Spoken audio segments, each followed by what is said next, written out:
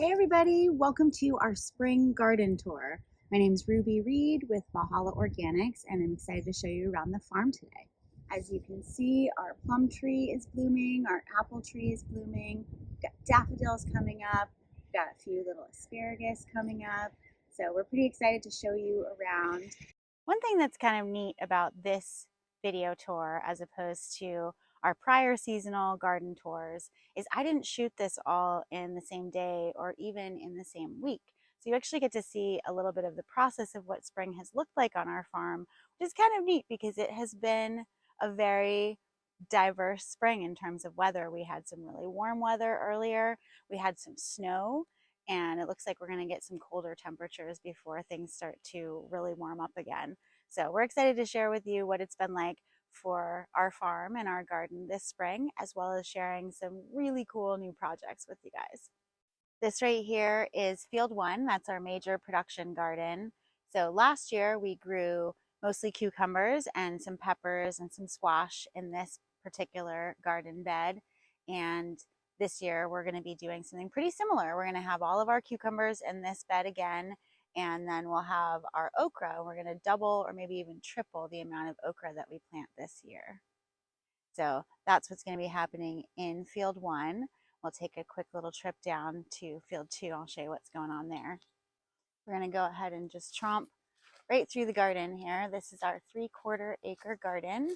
We've got some prior videos where you can learn how we took this huge lawn and made it into a really productive garden space. So this is about the end of what we're calling field one. That's where we'll have those cucumbers and okra. And then this is field two, where last year we did a lot of vegetables for our family table, as well as some of our production vegetables. So this year we've got our asparagus down towards the back, and we'll go take a look at them in a moment. And then we're also going to be growing our tomatoes, as well as our hot peppers and our sweet peppers in field two this year. So I'm here in field two, and this is where we have our perennials. So we have some elderberry growing and our asparagus, and it's gotten to be pretty tall.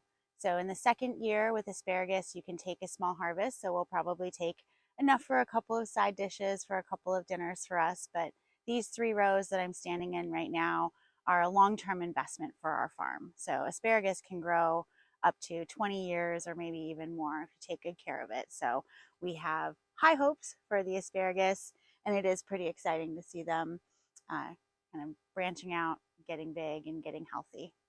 So here in field two, we've got, like I said, the asparagus and the elderberry out on the edges, and then all of this is going to be peppers and tomatoes, and then we're doing 1 row of broccoli. My goal is to try to grow enough broccoli for the entire year so we could put up a year's worth of broccoli in the freezer directly out of our garden. So that's an experiment. We'll keep you posted on how it's going. But for now, we've got all that broccoli, all of our tomatoes, and all of our peppers as little seedlings inside the house. And you can see how we grow those little seedlings. So leaving from field two and walking a little bit over towards what we're calling our mini orchard. We bought this property and it had a peach tree and a plum tree and an apple tree and a pear tree, but they're not in great shape, so we don't have high expectations for what we'll expect for a crop out of them. And you'll get to see those trees in a second. But here we have what we're going to call Blueberry Hill. So we're planning to plant a whole lot of blueberry bushes this spring. We're working with some excellent grant partners to make that happen.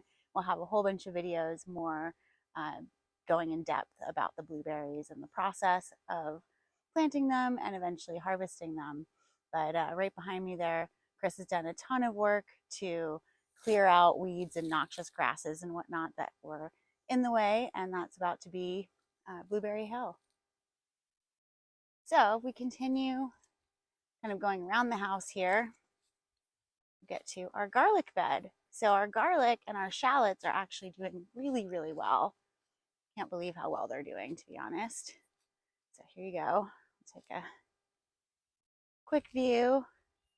So that's 4 different kinds of garlic and 2 kinds of shallots.